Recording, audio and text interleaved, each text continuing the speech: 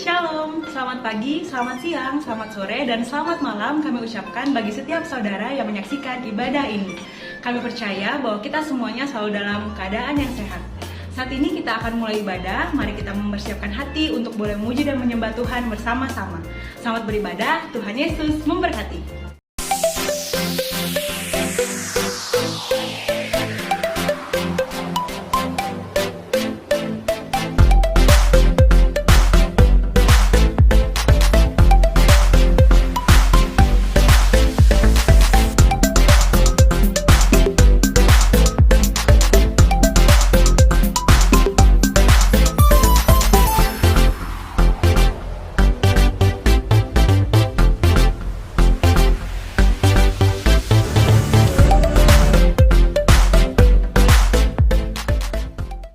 Shalom teman-teman KCC yang dikasihi Tuhan.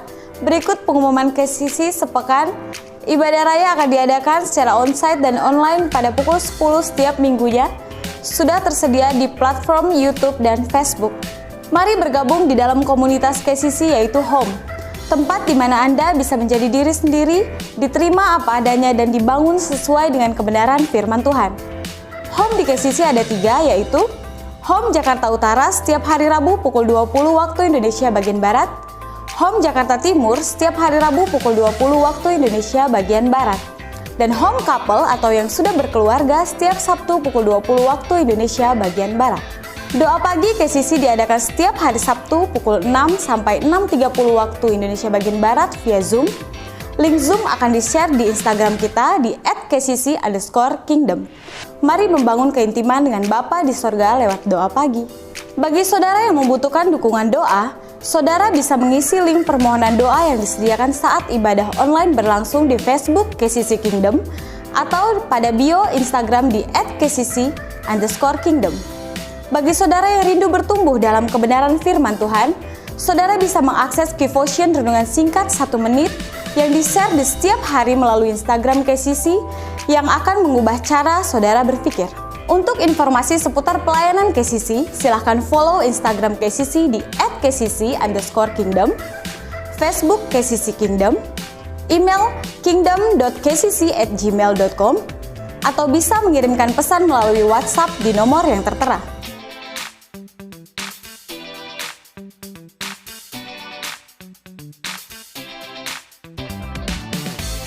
Mari siapkan hati untuk mengikuti ibadah. Dimohon selama berada di dalam ruangan, jemaat taat menjalankan protokol kesehatan 3M, memakai masker, mencuci tangan, dan menjaga jarak. Stay safe and healthy. Tuhan Yesus memberkati.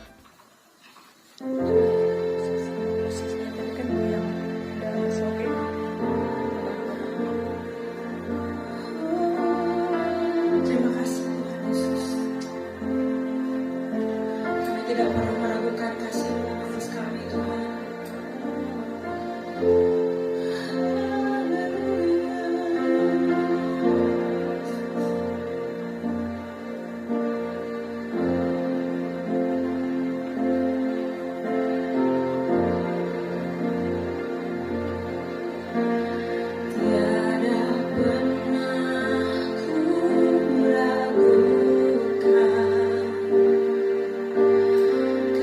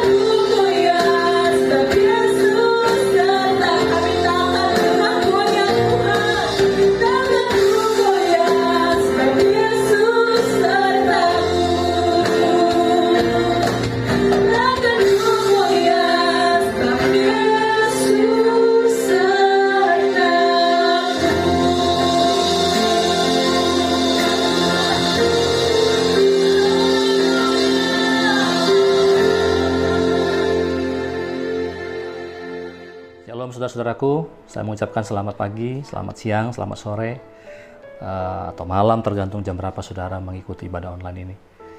Saya mau bertanya kepada saudara, apakah saudara baik-baik?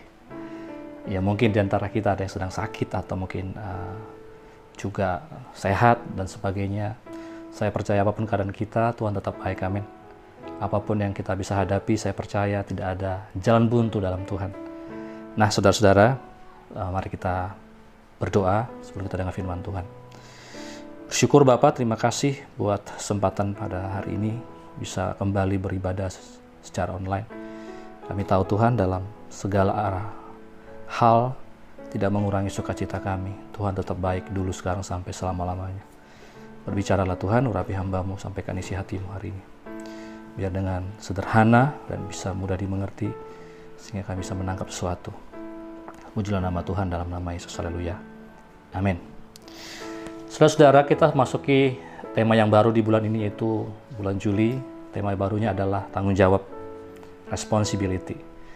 Nah saudara, salah satu ciri orang-orang yang dewasa adalah mereka yang bisa bertanggung jawab. Ya saudara-saudara, itu ciri utama dari orang yang dewasa. Artinya bertanggung jawab terhadap apapun yang dipercayakan dalam hidupnya. Langsung saja mari kita lihat Alkitab kita di dalam Mazmur 24 ayat yang pertama. Mazmur Daud, Tuhanlah yang mempunyai bumi serta segala isinya dan dunia serta yang diam di dalamnya. Alkitab mengatakan dengan jelas bahwa Tuhanlah yang punya bumi serta isinya. Saya percaya bahwa ketika Alkitab katakan bahwa Tuhan punya semua, artinya termasuk yang kita miliki hari ini adalah punya Tuhan. Ada kebenaran penting yang kita bisa belajar bahwa kita semua adalah penilik, bukan pemilik. Kita semua adalah pengelola. Ya, kita semua adalah seperti seorang manajer yang mengelola apapun yang Tuhan percayakan. Ya, saudara, kepercayaan Tuhan itu bisa dalam banyak area. Bisa harta yang saudara miliki, bisa jabatan yang saudara miliki, bisa kesehatan, bisa keluarga, apapun. Nah, saya mau kasih tahu di depan bahwa semua ini milik Tuhan. Anda dan saya adalah pengelola. Nah, saudara, ada sebuah perumpamaan menarik yang kita coba lihat dalam Matius pasal 25 ayat 14 sampai 28. Nah, saya akan bacakan aja. Saudara-saudara bisa mengikutinya pelan-pelan supaya saudara tahu rangkaian ceritanya secara utuh. Sebab hala kerajaan sorga sama seperti seorang yang mau bepergian ke luar negeri, yang memanggil hamba-hambanya dan mempercayakan hartanya kepada mereka. Yang seorang diberikannya 5 talenta, yang seorang lagi 2, dan seorang lagi 1. Masing-masing menurut kesanggupannya, lalu ia berangkat. Segera pergilah hamba yang menerima 5 talenta itu. Ia menjalankan uang itu, lalu beroleh laba 5 talenta. Hamba yang menerima 2 talenta itu pun berbuat demikian juga dan berlaba 2 talenta. Tetapi hamba yang menerima 1 talenta itu pergi dan menggali lubang di dalam tanah, lalu menyembunyikan uang tuannya. Lama sudah itu pulanglah tuan hamba-hamba itu, lalu mengadakan perhitungan dengan mereka. Hamba yang menerima 5 talenta itu datang dan ia membawa laba 5 talenta. Katanya, Tuan, 5 talenta Tuhan percayakan kepadaku, lihat aku telah beroleh laba 5 talenta. Maka kata tuannya itu kepadanya, baik sekali perbuatanmu itu, hai hambaku yang baik dan setia. Engkau telah setia dalam perkara-perkara kecil, aku akan berikan kepadamu tanggung jawab dalam perkara yang besar. Masuklah dan turutlah dalam kebahagiaan tuanmu. Lalu datanglah hamba yang menerima 2 talenta itu, katanya, Tuan, 2 talenta Tuhan percayakan kepadaku, lihat aku telah beroleh laba 2 talenta. Maka kata tuannya itu kepadanya, baik sekali perbuatanmu itu, hai hambaku yang baik dan setia. Engkau telah setia memikul tanggung jawab dalam perkara yang kecil, aku akan berikan kepadamu tanggung jawab dalam perkara yang besar. Masuklah dan turutlah dalam kebahagiaan tuanmu. Kini datanglah juga hamba yang menerima 1 talenta itu dan berkata, Tuan, aku tahu bahwa Tuhan adalah manusia yang kejam, yang menuai di tempat di mana Tuhan tidak menabur, dan yang memungut dari tempat di mana Tuhan tidak menanam. Karena itu aku takut dan pergi menyembunyikan talenta Tuhan itu dalam tanah. Ini, terimalah kepunyaan Tuhan. Maka jawab tuannya itu, hai kamu hamba yang jahat dan malas. Jadi kamu sudah tahu bahwa aku menuai di tempat di mana aku tidak menabur, dan memungut di tempat di mana aku tidak menanam. Karena itu sudahlah seharusnya uangku itu kau berikan kepada orang yang menjalankan uang, supaya sekembaliku aku menerimanya serta dengan bunganya. Sebab itu ambillah talenta itu daripadanya dan berikanlah kepada orang yang punya 10 talenta itu. Saudara, kalau saudara ikutin tadi bahwa tuannya ini seorang pengusaha yang mempercayakan hartanya kepada 3 orang hambanya. Ada yang dipercayakan 5, ada yang dipercayakan 2, dan ada yang 1. Saudara sudah tahu kelanjutannya bahwa 2 orang menjalankan dengan baik, tapi 1 orang mengubur. Nah, coba kita kupas satu-satu. Dari ayat yang kita baca ini ada 3 kebenaran yang saya boleh share kepada saudara. Pertama, perhatikan ayat 14. Sebab hal kerajaan sorga sama seperti seorang yang mau bepergian ke luar negeri yang memanggil hamba-hambanya dan mempercayakan hartanya kepada mereka. Kebenaran pertama adalah Tuhan mempercayakan hartanya kepada kita untuk dikembangkan. Saudara tahu bahwa yang 5 menjalankan, yang 2 menjalankan, yang 1 menanam, menguburnya. Yang 5 dipuji sama tuannya, kamu hamba yang baik. Yang 2 sama, dikembangkan menjadi 4, kamu hamba yang baik. Tapi yang 1 dikubur. Artinya apa? Kebenaran pertama, Tuhan tidak menitipkan hartanya, talentanya apapun kepada kita hanya sekedar itu untuk disimpan, tapi untuk dilipat gandakan, untuk dikembangkan, untuk dikerjakan. Artinya, kalau kita belajar dari prinsip kebenaran firman Tuhan ini, kerajaan Allah tidak menaruh nilai besar kepada status quo, saudara. Artinya masih ada yang berubah, ada yang berkembang. Itu sebenarnya nilai kerajaan, value kingdom yang harus kita pelajari hari ini. Ya, tetapi saudara lihat bahwa tidak semua hamba itu mengerjakan tanggung jawabnya. Saudara bisa lihat dalam Kejadian 2 ayat 15.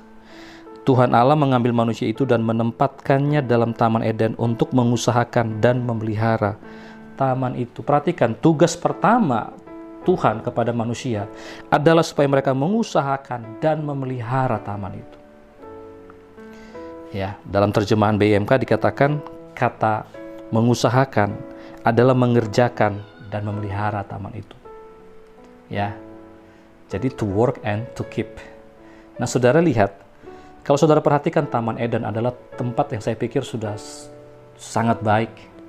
Tempat di mana Tuhan desain sendiri. Di situ kalau saudara nanti baca ya, di Kejadian pasal 2 di ayat-ayat sebelumnya 14 sampai ke bawah, coba lihat.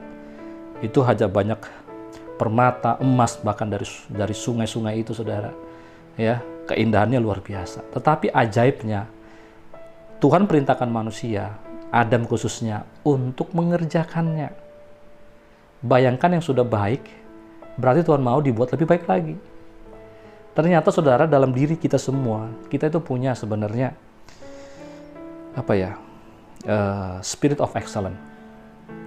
Buktinya saudara, kalau saudara mengerjakan apapun, pasti ketika saudara evaluasi lagi, sering kali kita berpikir gini, ini bisa saya ubah, saya bisa bikin lebih bagus lagi.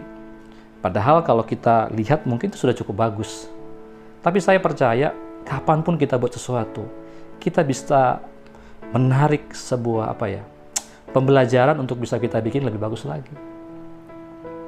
Saudara lihat aja handphone, dikeluarkan canggih, ya, serinya canggih, terkini.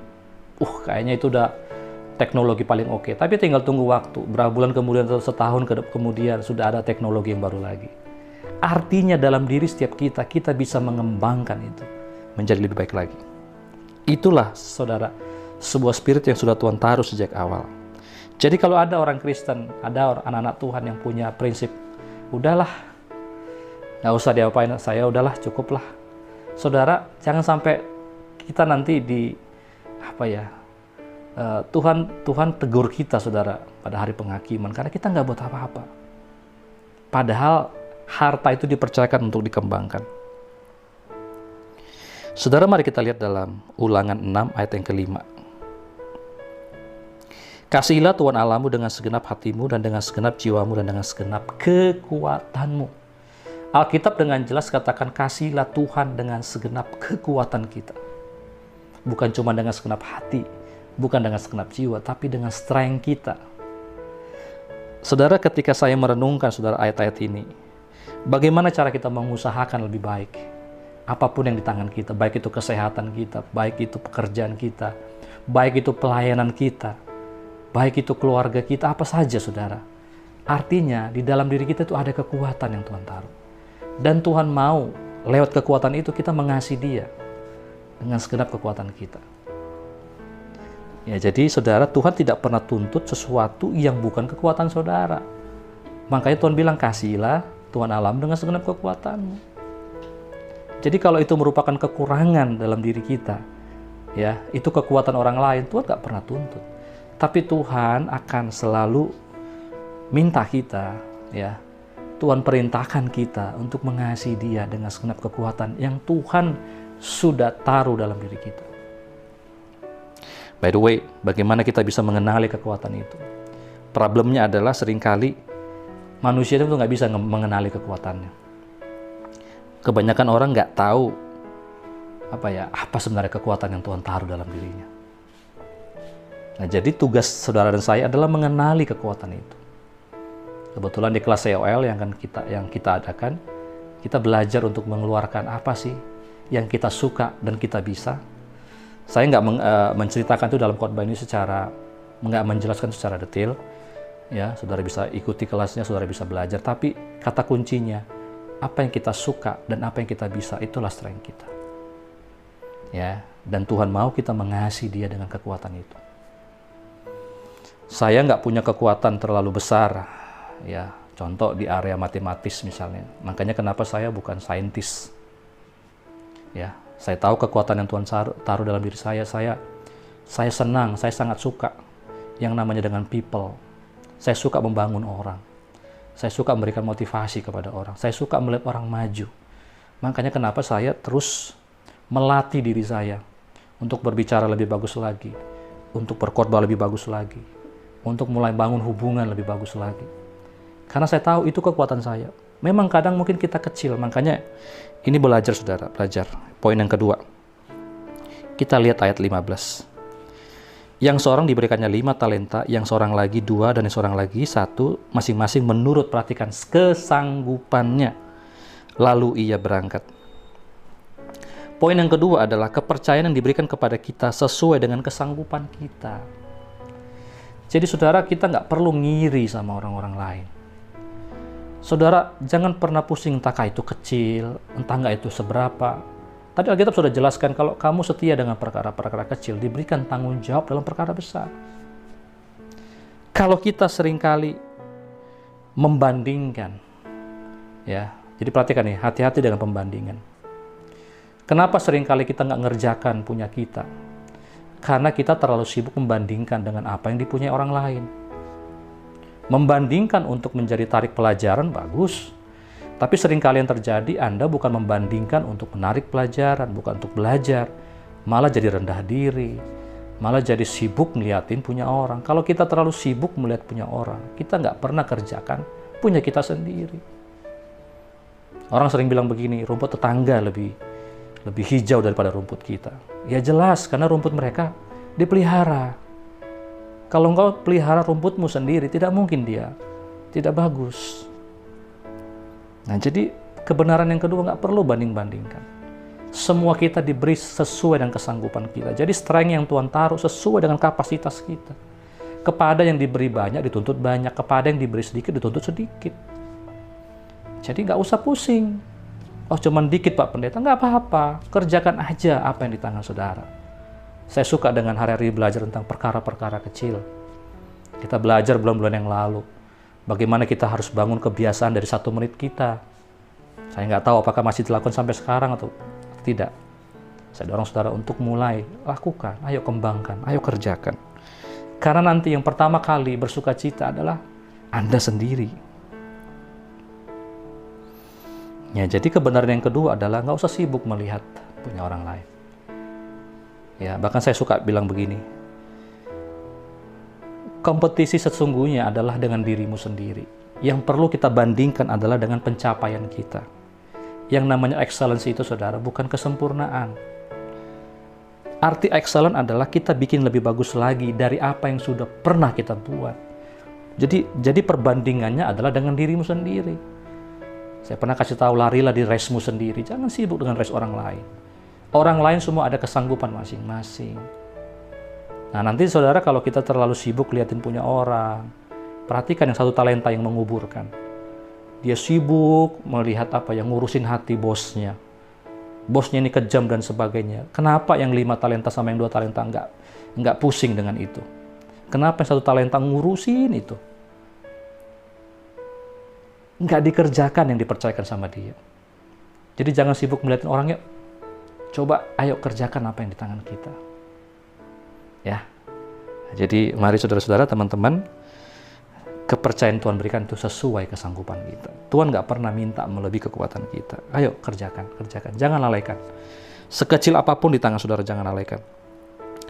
Poin yang ketiga adalah Matius pasal 25 ayat 20 sampai 21. Hamba yang menerima 5 talenta itu datang dan ia membawa laba 5 talenta. Katanya, Tuhan, 5 talenta Tuhan percayakan kepadaku, lihat aku telah beroleh laba 5 talenta. Maka kata tuannya itu kepadanya, baik sekali perbuatanmu itu, hai hambaku yang baik dan setia. Engkau telah setia dalam perkara kecil, aku akan memberikan kepadamu tanggung jawab dalam perkara yang besar. Masuklah dan turutlah dalam kebahagiaan Tuhanmu. Poin yang ketiga adalah kepercayaan akan mengikuti tanggung jawab. Jadi ketika ada orang yang bertanggung jawab, maka kepercayaan akan mengikuti. Menurut saya uang itu atau jabatan atau apapun itu hanya upah, hanya akibat dari kepercayaan. Jadi ketika kita bertanggung jawab, misalnya dalam pekerjaan kita kerjakan benar-benar sungguh-sungguh, lantas promosi datang, kepercayaan datang, itu merupakan suatu konsekuensi yang logis. Karena di mana ada tanggung jawab, di situ akan ada kepercayaan. Pertanyaannya, saya nggak tahu dengan saudara, apakah buat saudara penting nggak sebuah kepercayaan? Apakah kita hanya mau di sini-sini aja? Buat saya penting sebuah kepercayaan. Saya rindu Tuhan suatu saat akan bilang, hai hambaku yang baik dan setia. Engkau setia dengan perkara-perkara yang kecil. Ya, aku akan berikan kepadamu tanggung jawab dalam perkara yang besar. Jadi, kalau kita bisa dipercaya, tanggung jawab besar akan diberikan. Ada sebuah quotes bilang begini, you can lose what you cannot manage. Kamu akan kehilangan apa yang tidak bisa kamu kelola. Jadi saudara lihat kesehatan yang Tuhan berikan, harta yang Tuhan berikan, hubungan yang Tuhan berikan. Apa saja yang Tuhan percayakan hari dalam hidup kita akan kehilangan itu kalau kita nggak bisa kelola. Jadi penting banget kita mempelajari yang namanya pengelolaan atau stewardship, saudara. Penting banget. Karena hidup ini adalah tentang kepercayaan. Tadi saya bilang di awal, kita semua hanya pengelola. Jadi kelolalah apa yang Tuhan percayakan. Contoh, Tuhan percayakan kepada kita tubuh yang sehat ketika kita lahir. Dipercayakan tubuh yang lengkap. Ayo, selama kita hidup jangan sampai kita selalu sakit-sakitan hanya gara-gara kita nggak bisa tanggung jawab. Lain hal kepada orang-orang yang memang dilahirkan dengan kekurangan dan sebagainya. Tapi ada berapa banyak saudara kejadian di mana gara-gara nggak bisa bertanggung jawab, akhirnya dia mengalami masa-masa yang tidak baik. Saya mau katakan begini, tidak ada yang tiba-tiba dalam kehidupan. Dengar ini, tidak ada yang tiba-tiba. Masalah itu bukan tiba-tiba datang. Ada banyak masalah itu sebenarnya, atau hal-hal buruk yang terjadi dalam hidup kita sebenarnya itu karena pengabaian yang kita lakukan di masa lalu. Betul tidak? Ya mungkin kesehatan kita, kenapa hari ini lambung saya kok jadi sakit, ya? Kenapa kita ternyata dari dulu kita begadang, kita makan sembarangan, betul? Kenapa hari ini hubungan di ambang perceraian? Karena tadi kita nggak bisa memanage hubungan kita dengan baik. Kenapa setiap kali kita kerja di kantor nggak bisa lama, tidak ada promosi? Karena selama bekerja main-main, dikasih kepercayaan kecil, marah-marah, nggak mau ngerjakan, pengennya perkara besar. Ketika dikasih yang besar nggak sanggup. Ayo, kita belajar yuk supaya kita jangan sampai di masa depan kita mengalami hal yang nggak baik karena kelakuan kita. Kalau karena Tuhan izinkan di luar kuasa kita, puji Tuhan. Artinya itu namanya ujian. Tapi kalau karena kelakuan buruk kita, karena kebiasaan buruk kita, lihat, you can lose what you cannot manage. Jadi manage lah baik-baik apa yang di tangan saudara hari ini. Apa saja. Apa yang dibiarkan, maka akan menurun kualitasnya. Ya, saya pernah sampaikan ini saudara, bahwa apa saja yang dibiarkan menurun kualitas. Hubungan saudara dengan Tuhan, kalau dibiarkan saja, ya, saudara akan kehilangan banyak kesempatan untuk bisa bersama dengan Tuhan. Menurut saya salah satu anugerah terbesar adalah ketika kita berjalan dengan Tuhan. Sebagai penutup saya mungkin cerita sedikit. Saudara-saudara, Jakarta secara khusus ya merupakan kota yang sangat sibuk, bukan? Orang-orang bahkan banyak beralasan tidak punya waktu untuk berdoa misalnya, untuk bersaat teduh misalnya. Nah saudara, menurut saya pandemi ini ketika kita di rumah, ambillah sebuah keuntungan ya untuk memperbaiki hal-hal yang selama ini kita mungkin mulai kehilangan. Mungkin hubungan kita dengan Tuhan sudah makin renggang karena nggak ada waktu yang kita siapkan. Di mana-mana yang nama hubungan itu mesti ada waktu, mesti direncanakan. Saya percaya Tuhan sangat mengasihi kita. Tetapi jangan sampai kehilangan sebuah kesempatan untuk bersekutu erat dengan Tuhan. Itu keuntungan kita, saudara. Itu kemenangan kita. Mungkin hari-hari ini hubungan saudara dengan pasangan yang mulai menurun kualitasnya. Ayo, di masa-masa sekarang kita banyak di rumah, jangan malah banyak cekcok. Bicarakan hal-hal yang penting. Ambil waktu berdua sama-sama. Berdoa sama-sama, bangun mesbah sama-sama. Perhatikan juga kesehatan selama ini kita abaikan. Kalau dulu nggak punya banyak waktu, sekarang banyak kerja di rumah. Ayo, terkadang yang saya perhatikan, iya, waktu banyak di rumah, tapi banyak dihabiskan dengan hal-hal yang menurut saya nggak terlalu penting. Mungkin banyak main game, mungkin nonton Korea dan sebagainya. Nggak salah dengan itu semua. Saya pun lakukan hal yang sama, saya punya waktu luang. Tetapi kalau itu saja yang kita kerjakan, saudara, maka tidak ada keuntungan. Nanti pandemi selesai, nggak ada keuntungan apa-apa yang bisa kita dapat. Jadi ayo, mari kita cek apa yang selama ini kita abaikan. Jangan sampai kita nggak bertanggung jawab. Jangan jadi seperti yang hamba 1 talenta, yang nyalakan Tuhan, nyalakan orang. Saya sudah sampaikan dalam minggu lalu, ciri-ciri orang yang reaktif adalah mereka yang suka menyalahkan keadaan, suka menyalahkan hal-hal yang dari luar, suka menyalahkan orang lain, menyalahkan kondisi. Tapi orang yang proaktif, orang yang positif adalah mereka yang suka mengambil tanggung jawab. Ya, jadi saudara, pertanyaannya, kita mau belajar positif nggak? Kalau mau belajar positif, ayo ambil tanggung jawab. Itulah orang dewasa, tanggung jawab. Saya tahu ini kebaikan buat saya mau ngerjakan ini. Amin, saudara-saudara. Nah, jadi itu yang saya mau sampaikan hari ini. Nah, sebentar kita akan melakukan perjamuan kudus. Nah, kita berdoa. Bapak, terima kasih. Hamba menutup firman Tuhan ini. Aku percaya Tuhan, setiap kami boleh diajar untuk rendah hati satu dengan yang lainnya, sama seperti Engkau Yesus. Di dalam Engkau berdiam dua sifat, itu sifat raja dan juga sifat hamba. Tuhan, ajar kami untuk bulan ini sungguh-sungguh Tuhan menjadi raja-raja di bumi, orang-orang yang berkuasa, orang-orang yang Tuhan percayakan semua kelimpahan, orang-orang yang Tuhan percayakan Tuhan posisi-posisi yang penting dimanapun kami berada. Kami akan menginvasi tempat-tempat musuh kami. Tetapi Tuhan, sisi yang lain, jadikan kami orang-orang yang rendah hati, yang mau melayani orang lain. Ajar kami meteraikan apa yang kami dengar. Tuhan, terima kasih. Dalam nama Tuhan Yesus, berkati perjamuan yang sebentar kami akan jalankan. Haleluya. Kami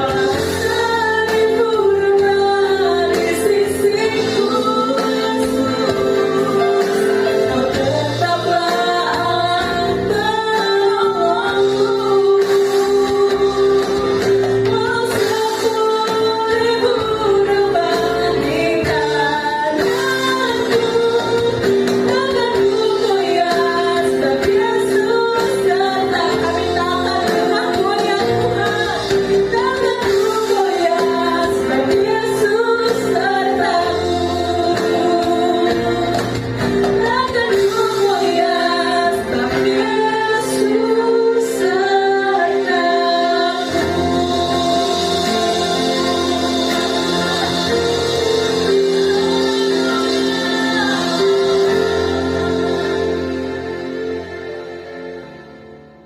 roti di atas tangan kita tinggi-tinggi. Dengarkan firman Tuhan. Sebab apa yang telah aku teruskan kepadamu, telah aku terima dari Tuhan, yaitu bahwa Tuhan Yesus pada malam waktu ia diserahkan, mengambil roti. Dan sudah itu ia mengucap syukur atasnya, ia memecah-mecahkannya dan berkata, inilah tubuhku yang diserahkan bagi kamu, perbuatlah ini menjadi peringatan akan aku. Bukankah roti yang di atas tangan saudara adalah persekutuan kita dengan tubuh Kristus? Amin, mari kita makan.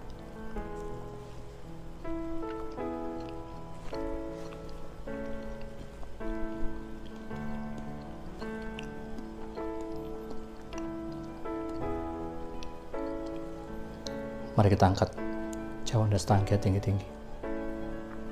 Dengarkan firman Tuhan. Demikian juga ia mengambil cawan sesudah makan lalu berkata, cawan ini adalah perjanjian yang baru yang dimeteraikan oleh darahku. Perbuatlah ini setiap kali kamu meminumnya menjadi peringatan akan aku. Bukankah cawan atau anggur yang di atas tangan kita adalah persekutuan kita dengan darah Yesus? Mari kita minum dalam nama Yesus.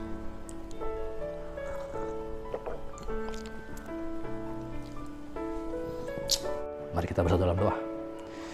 Bapa, di penghujung daripada ibadah ini, kami menaikkan syukur kami menaikkan doa-doa kami ya Tuhan. Kami bersyukur apapun terjadi dalam hidup kami Tuhan, baik itu yang tidak baik. Kami tahu dalam segala hal Engkau turut bekerja mendatangkan kebaikan. Tidak ada satupun dalam hidup kami yang sia-sia Tuhan. Semua punya maksud.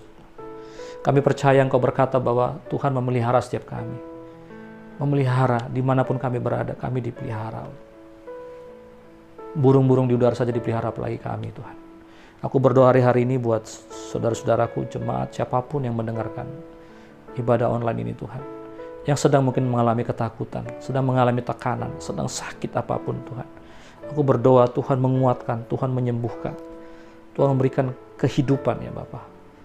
Aku berdoa Tuhan, aku percaya tidak satupun ada perkara yang tidak bisa atau tidak mungkin bagi Tuhan. Berkati jamaah yang sakit, sembuhkan yang sakit ya Tuhan. Berdoa buat bangsa kami Tuhan.